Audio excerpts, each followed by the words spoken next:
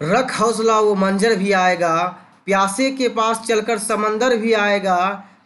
हार थक कर ना बैठे मंजिल के मुसाफिर, मंजिल भी मिलेगी और मिलने का मजा भी आएगा। Welcome to Gyandeep school. Dear student, मेहनत करते रहिए, आगे बढ़ते रहिए, रुकने की ज़रूरत नहीं है। आपका जो भी सब्जेक्ट आ रहा है, आप उसके अकॉर्डिंग, आपके पास अगर बुक है तो आप और अच्छे से तैयारी कर सकते हैं, नहीं तो जो सब्जेक्ट आ रहा है उसी पर अच्छे से वर्क करें, अच्छे से होमवर्क बनाएं और अपने व्हाट्सएप ग्रुप पे ज़रूर डालें, ताकि आपको वहाँ पर टीचर चेक करके बता सके कि कौन सही है कौन गलत है, और आपका कॉन्फिडेंस और डेवलप हो सके। चलिए स्टार्ट करते हैं। Today I am going to teach you subject current affairs. First of all, revision for class 3 to 8। First question: Who has recently been appointed as the ambassador of World Wide Fund India? यानी world wide fund India के नए brand ambassador किसे अभी हाल ही फिलहाल में नियुक्त किया गया है? तो वो है विश्वनाथ आनंद। ये चेस चैंपियन भी रह चुके हैं। इन्हीं को भी वर्ल्ड वाइड फंड के ये एम्बेसडर बनाया है, ताकि ये स्वच्छता और कोविड-19 के बढ़ते प्रभावों को के बारे में जागरूकता फैला सके, जागरूकता के लिए। उसके बाद ये हमारे जो हैं, अभी आप देख ही रहे होंगे कि हमारा जो क्लाइमेट है बहुत ही अच्छे चल रहा है, बहुत अच्छे से चल रहा है। कहा जाता है कि अभी सीतामढ़ी एक ऐसा डिस्ट्रिक्ट है जहाँ पर कि वहाँ से पहले कभी नेपाल का ये दिखाई नहीं देता था माउंटेन वगैरह। अभी वहाँ से कहा जाता है कि नेपाल का जो हाईएस्ट, नेपाल में जो हिमालय माउंटेन का हाईएस्ट पीक है माउंट एवरेस्ट भी वहाँ से दिखाई देता है। बहुत ही साफ़ हो चुका है। गंगा नदी का पानी भी बहुत साफ़ हो चुका है, क्योंकि बहुत सारे कचरा वगैरह फैक्ट्रियाँ बंद हो चुकी है। तो उन्हीं सभी की जागरूकता के लिए विश्वनाथ आनंद को वर्ल्ड फंड के द्वारा इनको नियुक्त किया गया है। और या इनका जो सिंबल है वर्ल्ड वाइड फंड का, वो है जयंत पांडा। आप इसको याद रखेंगे। आपको जितना भी डिटेल में आता है आप उतना अच्छे से डिटेल में जवाब देने की कोशिश करें। और एक लड़का जियान अमीन है जो मेहनत करता है और डिटेल में जवाब देने की कोशिश करता है। तो आप लोग भी सिर्फ वन लाइनर में याद ना रखें, डिटेल में जवाब देने की कोशिश करें। जैसे जैसे हम बताते हैं आप वैसे वैसे जवाब भी दें। आज की बात करें, इससे पहले आज तो 30 करंट अफेयर्स के पार्ट हैं। इससे पहले जो आपका 29 पार्ट डाला गया था उसमें अभिजीत कुमार, अंशु कुमार, केशव कुमार, जियान अमीन, निधि कुमारी और कुछ ऐसे स्टूडेंट हैं जो कि उसमें आंसर, क्वेश्चन का आंसर बना के डाले थे। तो हम आप लोग से भी यही रिक्वेस्ट करेंगे कि जो भी बच्चे देखते हैं उसका जवाब देने की कोशिश करें। दो ही आता है, दो ही जवाब दें। अगर आपको कमेंट में जवाब देने नहीं आता तो आप व्हाट्सएप ग्रुप पे भेजें, वहाँ पे आपको चेक करके बताया जाएगा। एक रॉबिन्स कुमार भी है, वो भी जवाब दे रहे हैं। तो ये सब लड़के जो हैं जवाब देते हैं, और आप लोग भी जवाब देने की कोशिश करें। सेकेंड क्वेश्चन है, who NRAI nominated Rajiv Gandhi Khel Ratna award? यानी किनको अभी, कौन से प्लेयर को राजीव गांधी खेल रत्न के लिए नॉमिनेट किया गया है? NRAI stand for national rifle association of India. इसकी स्थापना 1951 में हुई थी, और ये इन्हीं के द्वारा अभी राइफल शूटिंग चैंपियन एक हैं, और उन्हीं को राजीव गांधी खेल रत्न के लिए नॉमिनेट किया। नाम है अंजुम मुदगिल। याद रखें, अंजुम मुदगिल। और ये चंडीगढ़ से रिलेटेड है, और चंडीगढ़ आपको पता होगा कि ये पंजाब और हरियाणा का कैपिटल है, याद रखना। और चंडीगढ़ एक यूनियन टेरिटरीज है। चलिए थर्ड नंबर का क्वेश्चन है, where is the first elephant hospital open in India? पूछा जाता है फर्स्ट एलिफेंट हॉस्पिटल कहाँ ओपन हुआ है? तो ये आपका है मथुरा। मथुरा आगरा में जो पड़ता है, यूपी में है। और वहाँ पर ही एलिफेंट का सबसे पहला अस्पताल खोला गया है इंडिया में। आपको पता होगा कि यूपी का जो है चीफ मिनिस्टर योगी आदित्यनाथ है। और आपको बता दें यूपी में सबसे ज़्यादा, और यहाँ की यूपी में सबसे ज़्यादा यानी डिस्ट्रिक्ट जो है 75 है। और यहाँ पर जो है आपका जो प्रेजेंट में गवर्नर है वो आनंदीबेन पटेल है। बहुत इम्पोर्टेंट क्वेश्चन है ये।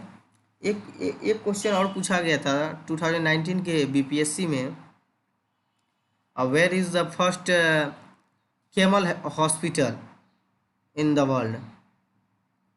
पूछा गया था कहाँ पर पूरे विश्व में सबसे पहले कैमल यानी ऊँट का अस्पताल खोला गया है, तो वो आपका दुबई था। आप उसको भी नोट डाउन कर लें, कभी भी आपसे हम पूछ सकते हैं या होमवर्क में भी दे सकते हैं। तो ये ऊँट का कैमल हॉस्पिटल जो है दुबई में, यानी यूनाइटेड अरब ऑफ अमीरात में जो एक सिटी है दुबई, वहाँ पर खोला गया था।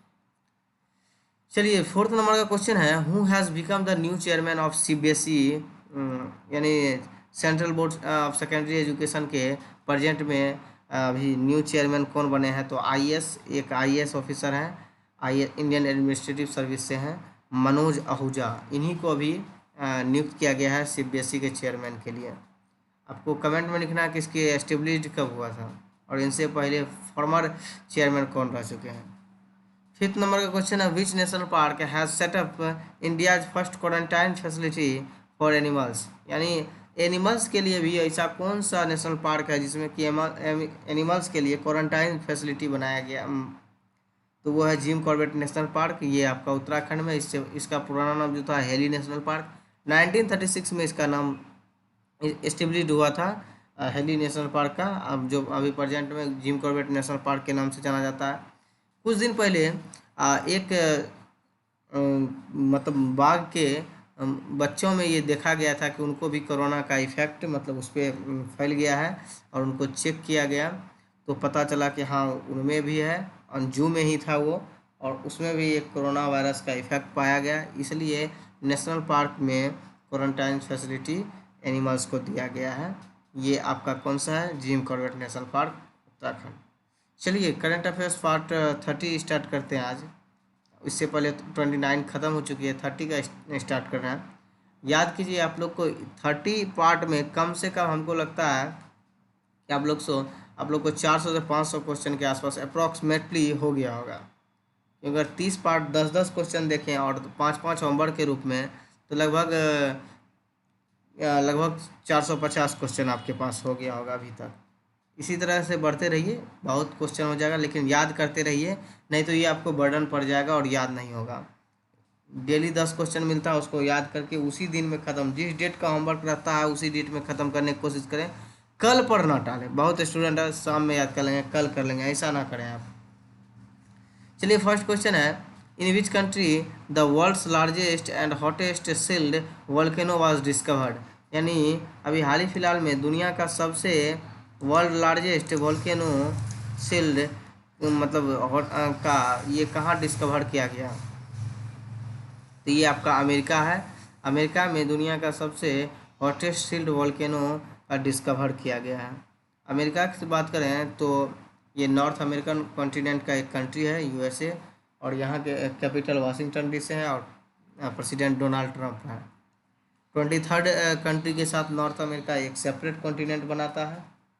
चलिए, नेक्स्ट क्वेश्चन की ओर देखते हैं। Who started the back to school campaign? यानी अभी किन्होंने किसने बैक टू स्कूल कैंपेन की शुरुआत की है? तो आपको बता दें, ये एसर इंडिया है। एसर इंडिया अभी बैक टू स्कूल जो है कैंपेन शुरू की है। अब ये क्या है एसर इंडिया? तो ये एक लैपटॉप कंपनी है जिसका हेडक्वार्टर बेंगलुरु में है, लेकिन ये ताइवान की कंपनी है एसर इंडिया। और अभी इन्होंने एक लैपटॉप की शुरुआत की है जिसमें कि आपको पढ़ने के लिए ऑनलाइन क्लास मुहैया करवाया जा सके। जितने भी हैं ऑनलाइन क्लास अभी देखते होंगे चल रही है स्कूल में, तो आपको उसके लिए आपको उसका पूरा प्रोग्राम, पूरा शेड्यूल, और उस तरीके से ये एक लैपटॉप को सिर्फ ऑफिशियली सिर्फ इसी के लिए ऑनलाइन क्लास के लिए ही लॉन्च किया है, तो आप याद रख सकते हैं। थर्ड नंबर का क्वेश्चन है, who has been appointed as a new president of Indian Steel Association? Indian Steel Association के प्रेजेंट में चेयरमैन प्रेसिडेंट किसे बनाया गया है? ये क्वेश्चन पूछा है। तो दिलीप ओमान को प्रेजेंट में इंडियन स्टील एसोसिएशन की कंपनी का ये बनाया गया है न्यू प्रेसिडेंट। तो आप इसको याद रख सकते हैं, इंडियन स्टील कंपनी की जो है इसको प्रेसिडेंट बनाया। आपको कमेंट में लिखना है कि इंडियन स्टील एसोसिएशन कंपनी की एस्टेब्लिश्ड कब हुआ था। आप स्टील से रिलेटेड हैं, ये आप ध्यान में रखें। चलिए फोर्थ नंबर का क्वेश्चन है, who has become the new chief economist of world bank. World bank के न्यू चीफ इकोनॉमिस्ट किसे बनाया गया है प्रेजेंट में, ये पूछा जा रहा है। इसका आंसर है कार्मेन रेनहार्ट। कार्मेन रेनहार्ट को वर्ल्ड बैंक का न्यू चीफ इकोनॉमिस्ट बनाया गया है। और इस बैंक में इनका काम जो होता है एक इकोनॉमिस्ट ऑफिसर के जैसा ही रहता है, जिसमें कि ये अपना वर्ल्ड बैंक में किस तरीके से कितना बेनिफिट या यानी एक तरह से कर सकते हैं अकाउंटेंट वगैरह का काम का पूरे चीज़ का चिट्ठा देखना, किस तरह से हमारा कंपनी मतलब वर्ल्ड बैंक घाटे में जा रहा है, फ़ायदे में जा रहा है, क्या है उसमें नहीं है। तो ये उनको बहुत मतलब गाइडलाइन देने का काम करते हैं, यही हैं चीफ इकोनॉमिस्ट, नाम है कार्मेन रेनहार्ट। अगर वर्ल्ड बैंक की बात करें इसकी एस्टेब्लिश्ड की, तो जुलाई 1994 में हुआ था इनकी एस्टेब्लिश्ड, यानी 1944 में। इसकी हेडक्वार्टर वाशिंगटन डीसी में है और प्रेसिडेंट डेविड मालपास हैं, याद रखेंगे प्रेसिडेंट डेविड मालपास हैं। और इसमें मेंबरशिप की बताएं कितने कंट्री हैं, तो 189 कंट्री इसमें हैं और शामिल हुए हैं। तो ये वर्ल्ड बैंक का था, तो आपको अच्छे से इसके बारे में याद रखना है। अभी चीफ इकोनॉमिस्ट कौन है, कार्मेन रेनहार्ट। 5 नंबर का क्वेश्चन है, on which day international T day is observe, यानी इंटरनेशनल टी डे कब मनाया जाता है, अंतर्राष्ट्रीय चाय दिवस। तो 21 मई, यानी एक दो दिन पहले, अभी 2 दिन पहले इसको इंटरनेशनल टी डे मनाया गया था, चाय दिवस। और ये बता दें आपको, वर्ल्ड में सबसे ज़्यादा इंटरनेशनल मतलब वर्ल्ड में सबसे ज़्यादा टी का प्रोडक्शन जो होता है वो चाइना में होता है, सेकेंड नंबर में इंडिया में। इंडिया में बात करें तो अकेले सबसे ज़्यादा मात्रा में जो स्टेट है वो आपका असम है, जो सबसे ज़्यादा मात्रा में प्रोडक्शन करता है चाय का। ये मनाया क्यों जाता है, तो जितने भी इसमें मज़दूर लोग होते हैं जो चाय की खेती में लगे हुए रहते हैं, उसको प्रोत्साहन देने के लिए और इस डे को सेलिब्रेट किया जाता है, क्योंकि उसकी कंडीशन बहुत ही चाय की खेती में काम करना बहुत ही उसके लिए बहुत ही मजदूरी लायक, मतलब क्या कह सकते हैं कि वो एक तरह से बहुत ही अपने आप को उस ढंग में से रहते हैं और बहुत कम पैसा ये ऑब्ज़र्व करते हैं वहाँ से, और बहुत ही गरीब की स्थिति में जीते हैं। इसलिए वही लोगों को इंटरनेशनल टी डे के रूप में जब सेलिब्रेट किया जाता है तो उस वही लोग को कुछ कुछ बोनस के रूप में दिया जाता है, और उसी के लिए उस डे को सेलिब्रेट किया जाता है ताकि उनको भी थोड़ा खुशी महसूस हो सके। तो इंटरनेशनल टी डे से आपको याद रखना है, सबसे ज़्यादा प्रोडक्शन चाइना में होता है, सेकंड में इंडिया में होता है, उसमें भी सबसे ज़्यादा असम में। चलिए नेक्स्ट क्वेश्चन देखते हैं, Didi vehicles service has been started in which Indian state. Didi vehicles जो है ये पूछा जा रहा है कि कौन सा स्टेट में, इंडियन स्टेट में इसको शुरुआत की गई है, तो ये है मध्य प्रदेश। अब दीदी व्हीकल्स होता क्या है, तो अभी आप देख रहे हैं लॉकडाउन चल रही है, उस बीच में प्रेग्नेंट महिलाओं के लिए अगर हॉस्पिटल तक जाने के लिए कोई सुविधा नहीं हो, उसके लिए ये अपने स्टेट में शुरुआत की है कि उनको व्हीकल्स मुहैया करवाया जा सके ताकि वो आराम से लॉकडाउन की स्थिति में हॉस्पिटल तक जा सकें। और अगर आपको स्टेट की बात करें कि मतलब डिस्ट्रिक्ट की बात करें, किस डिस्ट्रिक्ट में शुरुआत हुई, तो झाबुआ डिस्ट्रिक्ट जो है यहाँ पर मध्य प्रदेश का झाबुआ डिस्ट्रिक्ट, इसमें शुरुआत हुई है मध्य प्रदेश। मध्य प्रदेश की बात करें, यहाँ के चीफ मिनिस्टर आपका शिवराज सिंह चौहान हैं और प्रेजेंट में गवर्नर हैं लालजी टंडन। मध्य प्रदेश की कैपिटल भोपाल है और यहाँ का क्लीनेस्ट सिटी जो है इंदौर है। आपको इतना सारा याद रखना है। 7 नंबर का क्वेश्चन है, whose CEO announced $1 billion to deal with कोविड-19 एपिडेमिक। यानी कोविड-19 एपिडेमिक यानी महामारी से अभी जान रहे हैं कि बहुत फैल रही है पूरे वर्ल्ड में, उसके लिए ये जो इसके CEO हैं, नाम है ट्विटर का CEO जैक डॉर्सी, इन्होंने अभी अनाउंस किए हैं कि वो कोविड-19 से लड़ने के लिए या उसमें जो भी खर्च वगैरह हो उसके लिए इक्विपमेंट वगैरह, दवाई वगैरह बनाने के लिए ये $1 बिलियन का अनाउंसमेंट किए हैं। 1 बिलियन बता दें, अगर $1 की बात बता दें 75 रुपीज़, तो 1 बिलियन यानी इट मीन्स 7,500 करोड़ रुपीज़। इतना अभी तक में किन्हीं ने नहीं दिया है। ये इन्होंने अभी जस्ट अनाउंसमेंट किए हैं कि ये $1 बिलियन देंगे। तो ट्विटर आप जान गए ट्विटर के CEO कौन है, जैक डॉर्सी, और इन्होंने ही अभी अनाउंसमेंट किए हैं कि ये $1 बिलियन देने की बात की है। अगर हम ट्विटर की बात करें इसकी फाउंडेड की, तो 21 मार्च आप लिख लें, बहुत सारे जो नहीं लिखे हैं हम बता रहे हैं, आप नोट डाउन करते जाएं। ट्विटर कंपनी की एस्टेब्लिश की बात करें तो 21 मार्च 2006 यानी 21 मार्च 2006 में ट्विटर की स्थापना हुआ San Francisco, California, United States. यानी यूनाइटेड स्टेट में एक जगह है सैन फ्रांसिस्को, वहीं पर इसकी स्थापना किया गया था। चलिए 8 नंबर का क्वेश्चन देखते हैं। विच कंट्री डिक्लेयर्ड इमरजेंसी, यानी कौन सा कंट्री जो है अभी इमरजेंसी घोषित कर दिया, यानी आपातकालीन लगा दिया अपने कंट्री में, वो है जापान। जापान जो है वह अपनी कंपनी में इमरजेंसी लगा दिए हैं। और यहाँ की जापान की कैपिटल की बात करें टोक्यो, और यहाँ के प्राइम मिनिस्टर की बात करें तो शिंजो अबे यहाँ के प्राइम मिनिस्टर हैं। और जापान का सबसे इम्पोर्टेंट क्वेश्चन है कि लार्जेस्ट यहाँ का और मोस्ट पॉपुलस आइलैंड कौन सा है, तो वो है होन्शु। होन्शु आइलैंड जो है 88,017 स्क्वायर माइल्स, यानी 88,017 स्क्वायर माइल्स जो है एरिया है, और लार्जेस्ट ये सबसे बड़ा वहाँ पर आइलैंड है। और उसी पर टोक्यो जो जापान की राजधानी टोक्यो है उसी पर स्थापित है, वहीं पर है, और सबसे ज़्यादा लोग वहीं पर रहते हैं। आपका यहाँ पर मोस्ट 4 आइलैंड जो बहुत फेमस है, आपको याद रहना चाहिए। नाम है होकाइडो, होन्शु, शिकोको, क्योसो। लिख लें, बहुत इंपॉर्टेंट है, पूछा जाता है जापान के मोस्ट फेमस आइलैंड, तो ये 4 का नाम जरूर आता है। फिर से एक बार बता रहे हैं, होकाइडो, होन्शु, शिकोको, क्यूसो। चलिए नेक्स्ट क्वेश्चन की ओर बढ़ते हैं। Who has become the 5th time prime minister of Israel, Israel के पाँचवीं बार कौन प्राइम मिनिस्टर बने हैं, तो ये है बेंजामिन नेतन्याहू। ये इजराइल के 5 बार मतलब 5वें बार ये प्राइम मिनिस्टर बने हैं, इससे पहले 4 बार बन चुके हैं।